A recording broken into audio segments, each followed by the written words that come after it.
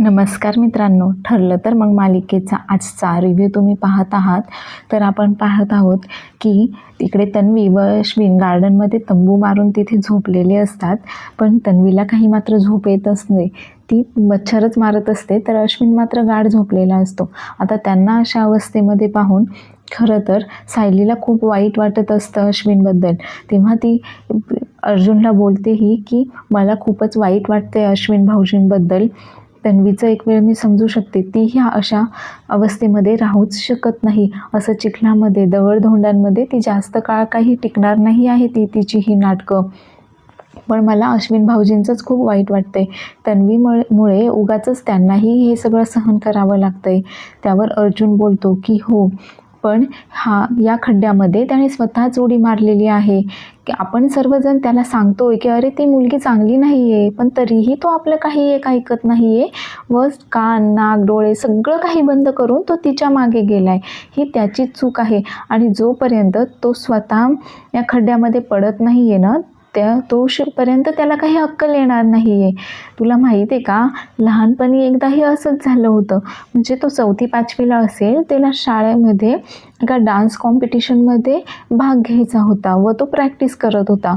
पण तेव्हाच त्याला ताप यायला लागला. आम्ही सर्वजण त्याला सांगत होतो की अरे तू भाग घेऊ नकोस म्हणून, पण त्याने काही एक आमचं ऐकलं नाही.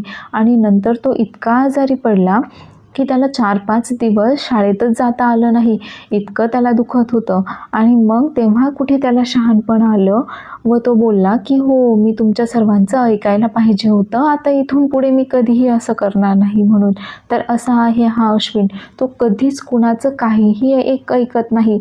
पण जेव्हा त्याला स्वतःला तन्वीचा अनुभव येईल ना, तेव्हा मात्र तो सर्व काही ऐकेल. पण इकडे सुमन जी आहे ती नागराजला समजावण्याचा प्रयत्न करत असते की त्या महिपतपासून लांब राहा म्हणून. तो आपलं घर उद्ध्वस्त करेल, मला असं आपलं घर उद्ध्वस्त झालेलं नाही पाहायचं.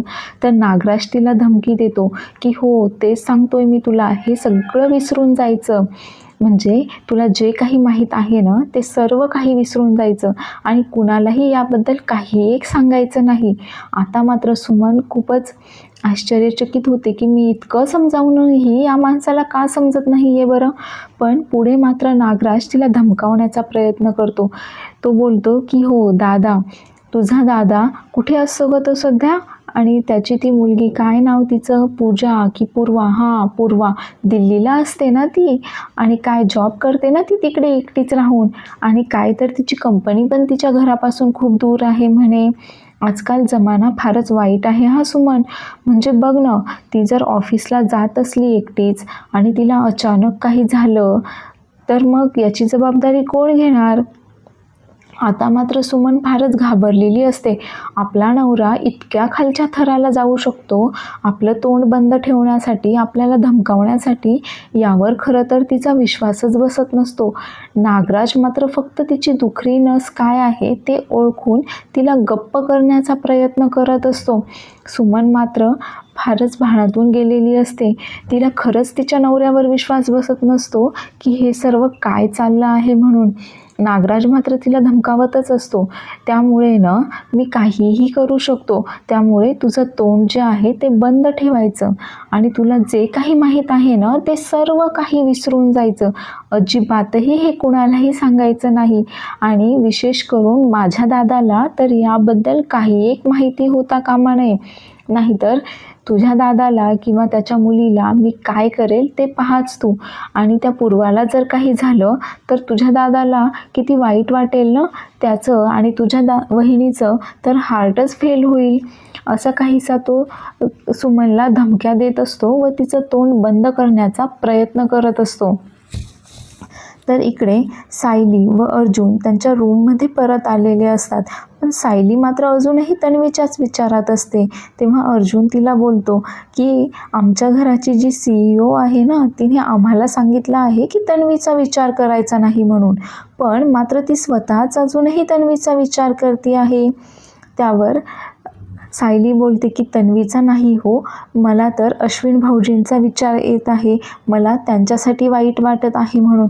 असं दोघांचं संभाषण सुरू असतं. तेवढ्यात सायली सांगते की हो ठीक आहे, मी नाही करत आहे तिचा विचार, पण तुम्हीही तुमचं काम आटपून लवकर झोपायला या, असं सांगून ती झोपायला निघून जाते. तर तितक्यात अर्जुनला चैतन्याचा कॉल येतो. कुठल्याशा एका केस संदर्भात त्यांचं बोलणं चाललेलं असतं आणि त्या केसमध्ये त्यांना आरोपीचं चित्र काढण्यासाठी, स्केच काढण्यासाठी त्यांनी एका स्केच काढणाऱ्या माणसाला चैतन्याने शोधलेलं असतं व तो दुसऱ्या दिवशी अर्जुनच्या घरी येणार असतो आरोपीचं स्केच काढण्यासाठी वगैरे, असं काहीसं सुरू असतं. तर इकडे अर्जुन मात्र त्याच्या फाईल वगैरे नंतर आवरून ठेवायला लागतो. तर तेवढ्यात त्याच्या हातात सायलीचं आय कार्ड मिळतं. तर आता त्याच्या डोक्यात विचार येतो की उद्या स्केच काढणारा माणूस तर येणारच आहे, मग इथे सायलीचा फोटोही आय कार्डवर व्यवस्थित दिसत नाही आहे, तर मी त्या स्केच काढणाऱ्या माणसाकडून हेही स्केच काढून घेतो, म्हणजे मग मला तिच्या आईवडिलांचा शोध घ्यायला वगैरे थोडंसं सोपं जाईल. तर सायलीही त्याला सांगते की जास्त वेळ काम करत बसू नका, लवकर झोपून घ्या म्हणून. तर मग अर्जुन घाईगडबडीमध्येच ते सायलीचा आय कार्ड त्याच्या बॅगमध्ये ठेवतो, त्याच्या सर्व फाईल्स वगैरे ठेवून देतो. तर मग दुसऱ्या दिवशी सकाळी सायली उठून इकडे गार्डनमध्ये तुळशीची पूजा करायला आलेली असते. तेव्हाच तिचं लक्ष जातं तन्वीकडे. तर तन्वी त्या तंबूमध्ये एकटीच झोपलेली असते. अश्विन केव्हाचाच उठून फ्रेश होऊन त्यांच्यासाठी नाश्ता आणायला गेलेला असतो. तर सायली इकडे तुळशीची पूजा करत असते, तर तन्वी मात्र गाढ झोपली आहे. आता सायली स्वतःशीच बोलत असते की किती निर्लज्ज मुलगी आहे ना ही, म्हणजे घरातल्या सगळ्या माणसांच्या झोपा उडवून किती निवांतपणे झोपली आहे ही, आणि अश्विन भाऊजी तर केव्हाचेच उठले आहेत आणि ही अजूनही झोपलेलीच आहे तशीच. तिचे खूपच दुर्दैवी मुलगी आहे ही.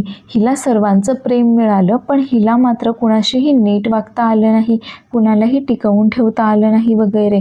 तर आता सायली तन्वीला उठवण्यासाठी मुद्दाम जोरजोरात घंटी वाजवून काहीतरी श्लोक वगैरे म्हणायला सुरुवात करते. तर त्या घंटीच्या आवाजाने, सायलीच्या श्लोकांच्या आवाजाने तन्वी मात्र आता इकडे चिडचिड करतच जागी झालेली असते. खूपच की इरिटेट होत असतं तिला, कारण तिची झोपमोड झालेली असते आणि सायलीला मात्र बरोबर माहीत असतं की हिची अशी झोपमोड केलेली, झोपेत त्रास दिलेले हिला आवडत नाही, म्हणून मुद्दामच सायली आणखी जोरजोरात घंटी वाजवायला सुरुवात करते व जोरजोरातच श्लोक म्हणत असते. आता मात्र तन्वी उठून बसते व सायलीला आवाज देते, सायली अगं काय चाललंय तुझं? त्यावर सायली बोलते, मी तर पूजा करते माझी, मी रोज पहाटे उठून इथेच पूजा करते, म्हणून मला इथेच पूजा करायची आहे. तर तेवढ्यात तिथे अश्विनही आलेला असतो. तर अश्विनने त्यांच्यासाठी नाश्ता घेऊन आलेला असतो. तर अश्विन तन्वीला बोलतो की तू पटकन जाऊन मागच्या नळावर तोंड धुवून घे, मी बघ आपल्यासाठी गरम गरम नाश्ता आणलाय आणि हो डिस्पोजेबल प्लेट वगैरे पण आणलेले आहेत. आता मात्र तन्वी खूपच चिडलेली असते. तन्वी बोलते की आपलं आयुष्यच हे असं डिस्पोजेबल झालं आहे, म्हणजे बघ ना घरच्यांनी आपल्याला टाकून दिलं आहे ना, आणि आपण बसलो इथे चिखलामध्ये, मच्छरांमध्ये, काय आयुष्य जगतोय ना आपण. मी तर म्हणते आपण आपलं सगळं आयुष्य ना हे असंच काढूयात. त्यावर अश्विन तिला समजावतो की अगं घरच्यांनी आपल्याला घरात घेईपर्यंत तरी आपल्याला असंच राहावं लागणार आहे, तेव्हाच कुठे त्यांना आपल्याबद्दल कीव वाटेल, दया वाटेल व ते आपल्याला घरामध्ये घेतील. आता असं दोघांचं बोलणं चाललेलं असतं. तर तन्वीच्या डोक्यात विचार येतो की आपण आपल्या घरी जाऊयात, म्हणजेच तिच्या आईवडिलांच्या घरी जाऊयात म्हणून. तर इकडे तो स्केच काढणारा माणूस जो आहे तो आलेला असतो व तो अर्जुनला व चैतन्याला त्यांनी दिलेल्या वर्णनानुसार एक आरोपीचं स्केच काढून देतो. तर ते स्केच पाहिल्यानंतर अर्जुन ते चैतन्याकडे देतो व बोलतो की तू इन्स्पेक्टरांना कॉल कर आणि त्यांना विचार की या माणसाचं त्यांच्याकडे काही क्रिमिनल रेकॉर्ड वगैरे आहे की नाही म्हणून. आणि आता तो सायलीचा आय कार्ड स्केच काढण्यासाठी देणार असतो, पण त्याआधी तो खात्री करून घेतो की ते सायलीचं आपल्याकडे लक्ष तर नाही येणं. तर इकडे तन्वी जी आहे ती अश्विनला समजावण्याचा प्रयत्न करत असते की बघ तुझ्या घरच्यांनी तर आपल्याला घरामध्ये घेतलेलं नाही आहे, पण आपण कमीत कमी माझ्या घरी तर जाऊच शकतो, म्हणजे माझे आई बाबा आहेत तिथे, माझे काका काकू आहेत तिथे. मात्र अश्विनला मात्र ही गोष्ट पटत नसते. अश्विन मात्र तिला समजावण्याचा प्रयत्न करत असतो, अगं हो तुझं बोलणं ठीक आहे, पण तू जेलमध्ये असताना तुला कोणीही तिथे भेटायला वगैरे आलेलं नाही आहे आणि मी काय तिथे घर जावई म्हणून राहू का? नाही. अगं ती माणसंसुद्धा अशीच निर्दयी आहेत, त्यांनासुद्धा तुझ्याबद्दल काही एक प्रेम वगैरे नाही आहे. त्यावर तन्वी मनातच विचार करत असते की अरे तुला काय माहिती की मी त्या लोकांना किती वेळा गुंडाळलं आहे म्हणून. तो रविराज कितीही मोठा वकील असला ना तरीही त्याची लाडकी तन्वी त्याच्यासमोर आल्यानंतर मात्र त्यातला हुशार वकील गायब होऊन फक्त एक बावळट बाप शिल्लक राहतो आणि मी त्याला मग सहजपणे गुंडाळू शकते. आता ती अश्विनला सांगते की अरे हो, पण काहीही झालं तरी ते माझे बाबा आहेत आणि बाबांचं माझ्यावर खूप प्रेम आहे. मला खात्री आहे की ते आपल्याला नक्कीच घरात घेतील. त्यामुळे आपल्या घरच्यांचा राग जाईपर्यंत आपण त्यांच्याकडे जाऊयात म्हणून ती अश्विनला समजावण्याचा प्रयत्न करत असते. मात्र अश्विनला काही हे पटत नसतं. तर इकडे घरामध्ये अर्जुन जो आहे तो इन्स्पेक्टरांशी कॉलवर बोलत असतो की त्या आरोपीची काही माहिती वगैरे मिळते की काय. तर अर्जुनने इकडे स्केच काढण्यासाठी सायलीचा आय कार्ड त्या स्केच काढणाऱ्या माणसाकडे दिलेलं असतं. पण तेवढ्यातच सायली सर्वांसाठी कॉफी घेऊन तिथे येते. आता मात्र सायलीला पाहून अर्जुन खूपच घाबरतो. कारण सायलीने जर आता त्याचं आय कार्ड पाहिलं आणि तिला जर परत कळालं की अर्जुनने अजूनही तिच्या आईवडिलांचा शोध थांबवलेला नाही आहे तर मग मात्र ती परत चिडेल व परत त्यांच्यामध्ये भांडण वगैरे होईल, ती परत दुखावली जाईल असंच अर्जुनला वाटत असतं. अर्जुन मात्र आता तिला थांबवण्याचा प्रयत्न करत असतो, पण ती मात्र काही एक केल्या ऐकत नसते. सायलीचं म्हणणं असतं की आपल्याकडे हे दादा जरी तुमच्या कामासाठी आलेले असले तरी ते आपले पाहुणे आहेत आणि त्यांना काय असं चहा कॉफी विना पाठवणार का? तर आता अर्जुन त्या स्केच काढणाऱ्या माणसाला खुणावत असतो की कॉफी घ्यायला नाही बोल म्हणून आणि सायलीला सांगतो की अगं पण ते कॉफीच पित नाहीत. तर सायली त्यांना विचारते की दादा तुम्ही कॉफी पिणार का की मी चहा किंवा सरबत आणू? पण तेवढ्यात तो माणूस बोलतो की नाही नाही मला कॉफी पण चालेल. आता मात्र अर्जुन त्याच्यावर चिडतो व चिडूनच त्याच्याकडे पाहतो. तर सायली पुढे येते. आता सायलीला पाहून चैतन्यही खूप घाबरून जातो.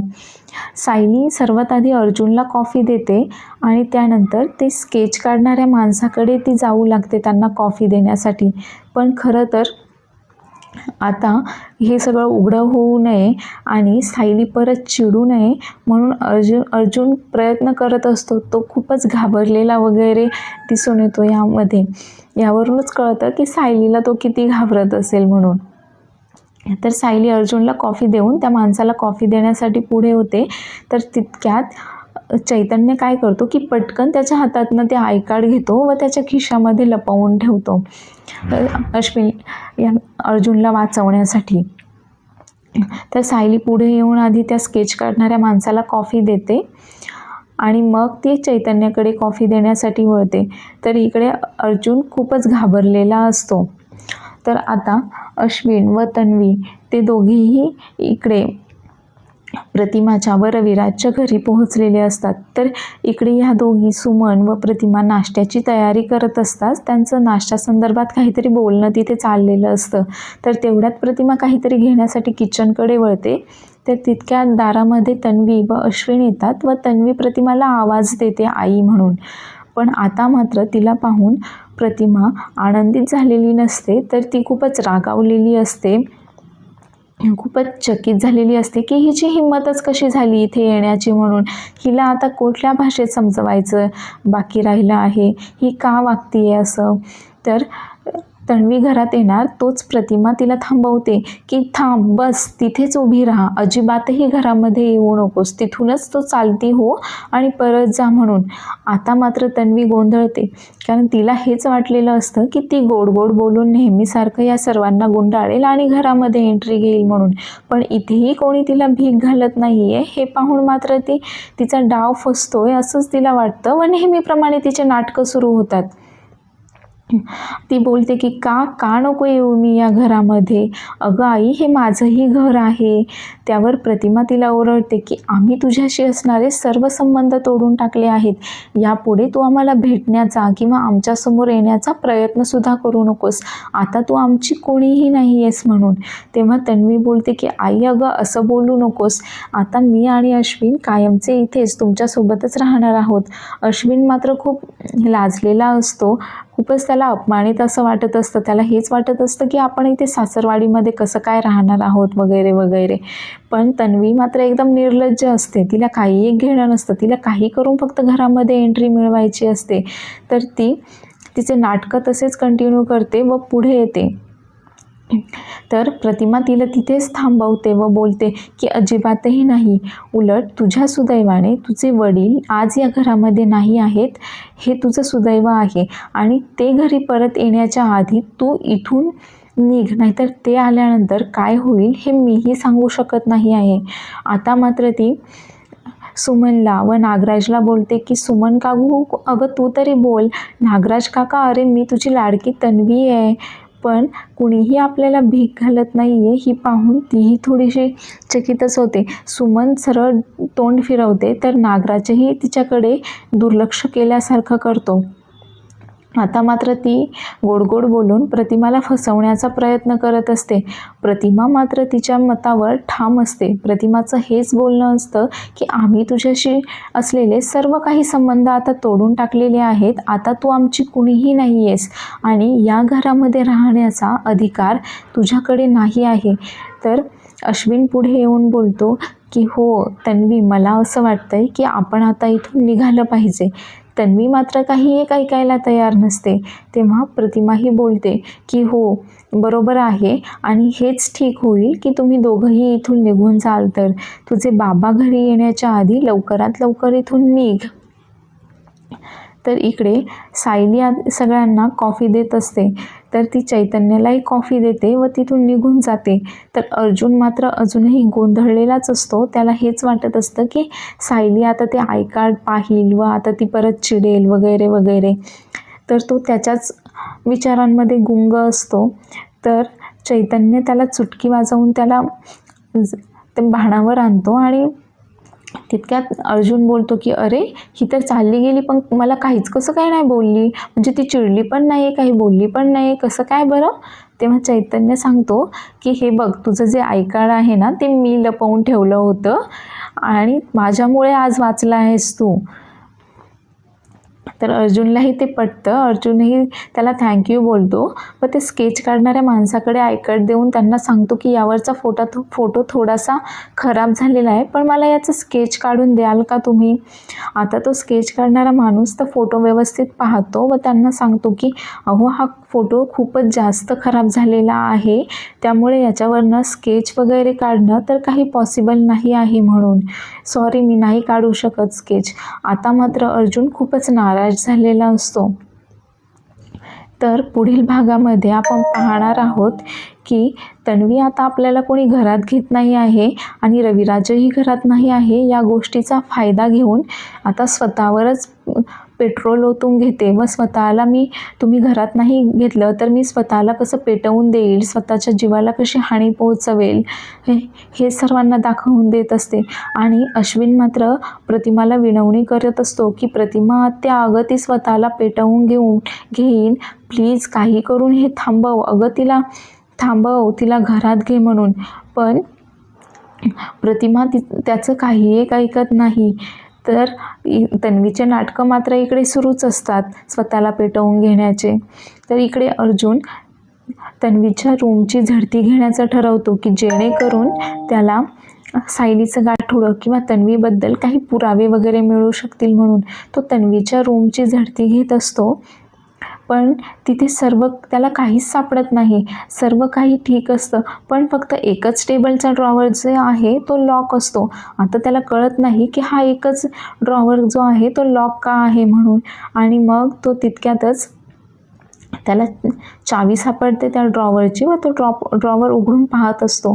तर इकडे सायली जी आहे तो अर्जुनसाठी कॉफी घेऊन येत असते व अर्जुन कुठे गेला म्हणून त्याला शोधत असते, म्हणून ती त्याला कॉलही करून पाहते.